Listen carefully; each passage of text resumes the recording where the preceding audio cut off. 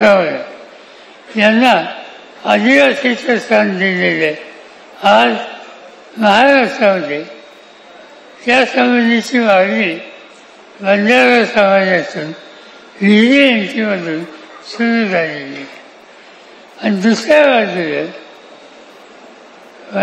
आदिवासी समाजात त्यांचं शिक्षण मलाही मिळते आणि त्यांची भूमिका काही झालं तर चालेल पण आदिवासीच्या कोट्यात हात घालू नका याचा अर्थ राज्य सरकार निर्णय असे घेतात की त्यांनी कटुतावादी समाजामध्ये विभागणी होईल आणि नेमकी तेच स्थितीत आज या ठिकाणी दिसते. आपल्याला माहिती आहे पवारसाहेब कशाकरता प्रसिद्ध आहेत.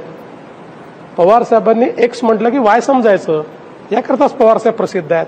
त्याच्यामुळे मोठे नेते आहेत त्यांच्यावर अधिक काय बोलू. राज्यातील काही जिल्ह्यांमध्ये कटुता वाढली असं शरद पवार यांनी म्हटलंय. मराठा व्यक्तींनी व्यवसाय सुरू केला तर वंजारी समाज जात नाही असंही शरद पवारांनी म्हटलंय. वंजारी व्यक्तींनी व्यवसाय सुरू केला तर मराठा त्या ठिकाणी जात नाही असं वक्तव्य सुद्धा शरद पवार यांनी केलंय.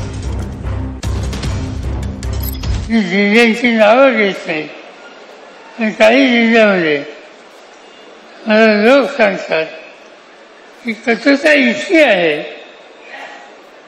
की एखाद्या मराठा समाजाच्या कुटुंबानं हॉटेलचा धंदा काढला तिथे जातीचे लोक तिथं जात.